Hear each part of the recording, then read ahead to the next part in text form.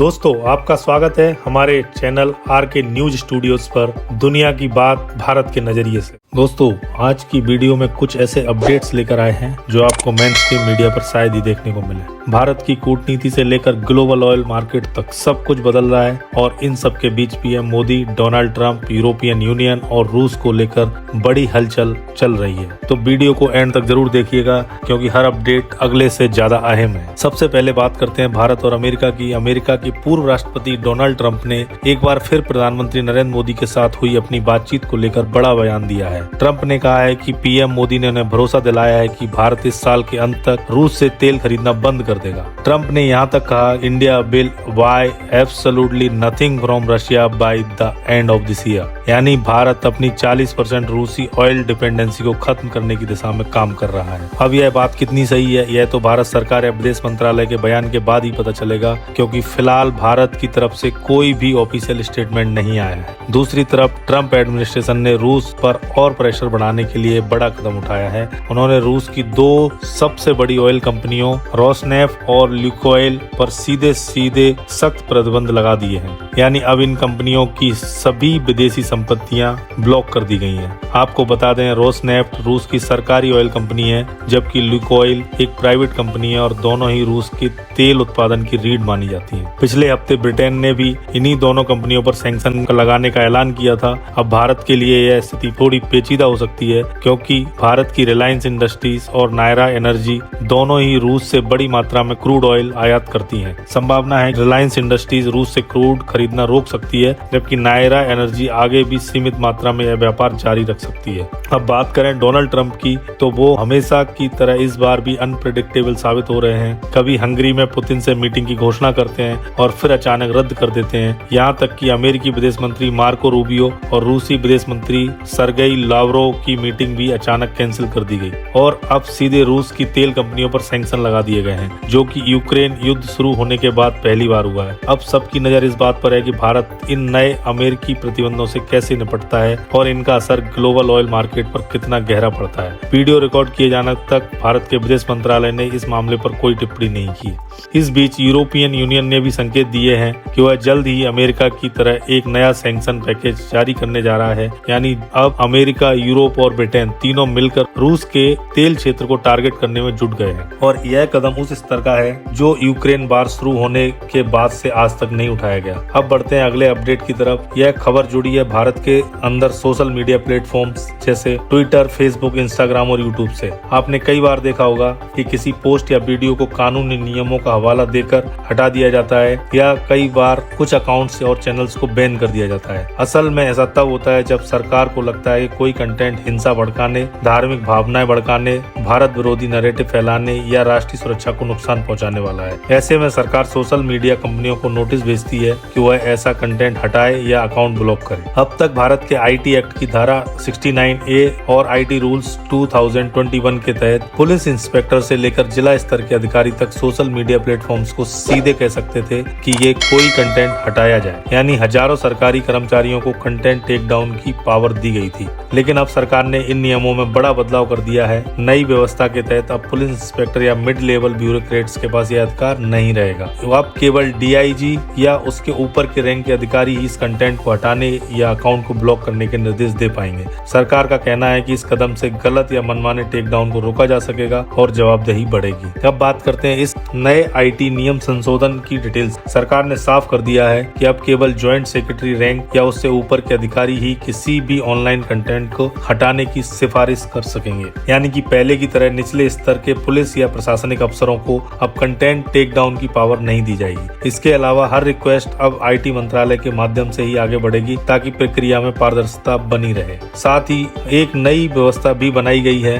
अब हर महीने secretary level officer in सभी टेक डाउन रिक्वेस्ट की समीक्षा करेंगे। वह यह जांच करेंगे कि जो भी अकाउंट से पोस्ट हटाए गए हैं, क्या वह निर्णय वाकई जरूरी या उचित था या नहीं। इन नियमों के दायरे में सिर्फ सोशल मीडिया प्लेटफॉर्म जैसे Twitter, Facebook, Instagram, YouTube, Telegram और व्हाट्सएप ही नहीं, बल्कि न्यूज वेबसाइट और ब्लॉग पोर्टल्स भी आएंगे। यानी अब ऑनलाइन मीडिया पर भी वही जवाबदेही लागू होगी जो सोशल मीडिया साइट्स पर होती है। अब सवाल उठता है कि आखिर सरकार ने टेक डाउन पावर्स को सीमित क्यों किया। रिपोर्ट्स बताती हैं कि पिछले कुछ सालों में इन अधिकारों का काफी गलत इस्तेमाल हो रहा था। सोशल मीडिया कंपनियों को बेवजह कंटेंट हटाने के आदेश भेजे जा रहे थे, कभी राजनीतिक मीम्स पर, कभी सटायर पोस्ट पर, तो कभी कार्टून्स तक को हटाने की मांग की जा रही थी। यहाँ तक कि कुछ राजनीतिक पोस्ट को लॉ एंड ऑर्डर का हवाला देकर सेंसर किया गया। इस बात पर कई बार ट्विटर और भारत सरकार के बीच टकराव भी देखने को मिला। आपको याद होगा साल 2023 में ट्विटर ने भारत के कंटेंट रिमूवल नियमों को कोर्ट में चुनौती दी थी, यानी कहीं न कहीं डिजिटल सेंसरशिप एक गंभीर मुद्दा बन गया था और इससे फ्री स्पीच और व्यक्ति की स्वतंत्रता पर असर पड़ रहा था। अब सरकार ने नए संशोधनों के जरिए इस सिस्टम को थोड़ा संतुलित करने की कोशिश की है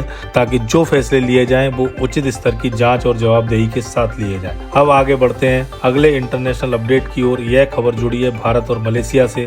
जैसा कि कुछ दिन पहले बताया गया था कि मलेशिया में 26 अक्टूबर से आसियान समिट चालू हो चुकी है। इस कार्यक्रम के लिए भारत की तरफ से विदेश मंत्री एस जयशंकर देश का प्रतिनिधित्व करेंगे। सूत्रों के मुताबिक पीएम मोदी ने खुद मलेशिया के प्रधानमंत्री अनवर इब्राहिम को फोन करके यह जानकारी दी है। अब पीएम मोदी मलेशिया न जाकर आसियान देशों के साथ होने वाली समिट को वीडियो कॉन्फ्रेंसिंग के जरिए ऑनलाइन अटेंड करेंगे। मलेशियाई प्रधानमंत्री कार्यालय की ओर से जारी बयान में कहा गया कि भारत में दिवाली उत्सव चलने के कारण पीएम मोदी व्यक्तिगत रूप से उपस्थित नहीं हो पाएंगे और मलेशिया भारत के इस निर्णय का सम्मान करता है।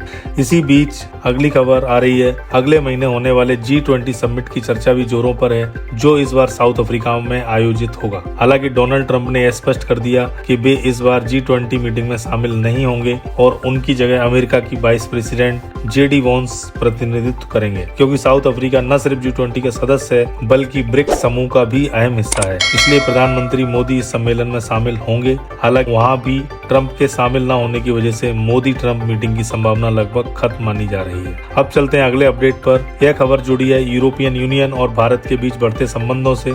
कुछ समय पहले यूरोपियन कमीशन और यूरोपियन यूनियन की फॉरेन अफेयर्स कमेटी की प्रतिनिधि काजा कैलाश ने एक महत्वपूर्ण दस्तावेज जारी किया था, जिसे नाम दिया गया था EU इंडिया स्ट्रेटेजिक एजेंडा। इस डॉक्यूमेंट में विस्तार से बताया गया कि आने वाले वर्षों में ट्रेड, डिफेंस और टेक्नोलॉजी के क्षेत्र में यूरोपियन यूनियन और भारत के बीच किस तरह का सहयोग बढ़ाया जाएगा। अब ताजा जानकारी यह है कि यह पूरा प्रस्ताव EU के सभी 27 सदस्य देशों को भेजा गया था ताकि उनकी राय ली जा सके, और अब जो अपडेट आई है वह भारत के लिए बेहद अहम है, क्योंकि सभी 27 देशों ने इस एजेंडा डॉक्यूमेंट को समर्थन दे दिया है। एक भी देश भारत के खिलाफ नहीं गया है। इसका सीधा मतलब है कि यूरोप अब भारत के साथ अपने रिश्ते को एक नई ऊंचाई पर ले जाने के लिए तैयार है। संभावना है कि साल 2026 की शुरुआत में होने वाले इंडिया EU समिट के दौरान यह रणनीतिक दस्तावेज औपचारिक रूप से साइन किया जाएगा, और जब ऐसा होगा तो यह भारत यूरोप संबंधों में अब तक का सबसे बड़ा मोड़ साबित हो सकता है, जो न सिर्फ राजनीति और व्यापार बल्कि टेक्नोलॉजी और सुरक्षा सहयोग को भी नई दिशा देगा।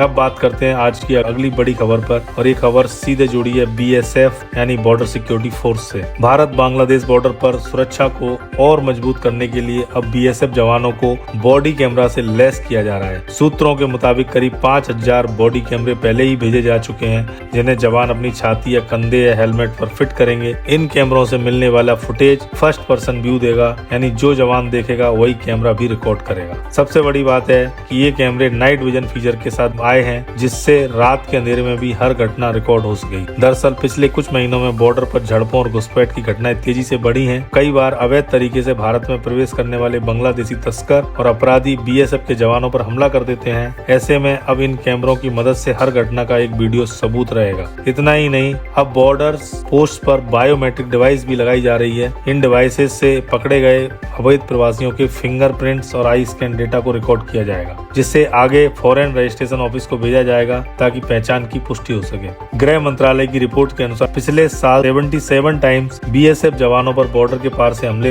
हुए थे, जबकि इस साल के सिर्फ पहले 6 महीनों में ही करीब 40 नए हमले दर्ज किए जा चुके। कई बार आत्मरक्षा में जवाबी फायरिंग करनी पड़ती है, लेकिन उसके बाद बांग्लादेश की ओर से विरोध किया जाता है कि BSF ने बिना चेतावनी गोली चला दी। अब इन बॉडी कैमरों के आने से BSF के पास ठोस सबूत रहेंगे कि जवानों ने केवल सेल्फ डिफेंस में फायर ओपन किया था। इस वीडियो फुटेज को भारत और बांग्लादेश की बॉर्डर गार्ड फोर्स के साथ भी शेयर कर सकेगा, जिससे फर्जी आरोपों पर रोक लगेगी और पारदर्शिता बनी रहेगी।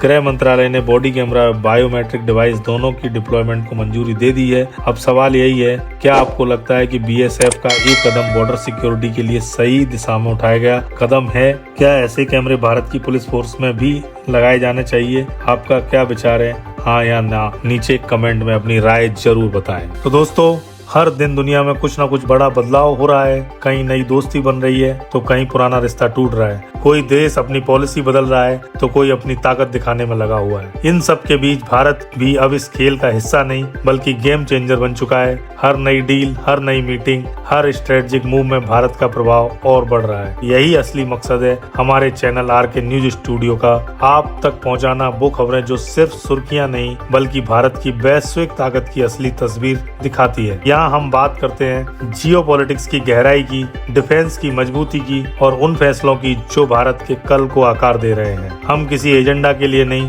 बल्कि सच्चाई और समझदारी के साथ हर अपडेट को विश्लेषण करते हैं। अगर आप चाहते हैं कि भारत से जुड़ी हर बड़ी खबर सबसे पहले और सबसे सटीक रूप से आप तक पहुंचे तो इस वीडियो को लाइक करें और RK न्यूज स्टूडियो को सब्सक्राइब करके बेल नोटिफिकेशन ऑन करना मत भूलिए। आपका एक क्लिक सिर्फ सपोर्ट नहीं बल्कि हमारे इस मिशन में आपका साथ है, जिसका नाम है भारत को समझना और भारत को आगे बढ़ाना। धन्यवाद दोस्तों, जय हिंद, वंदे मातरम।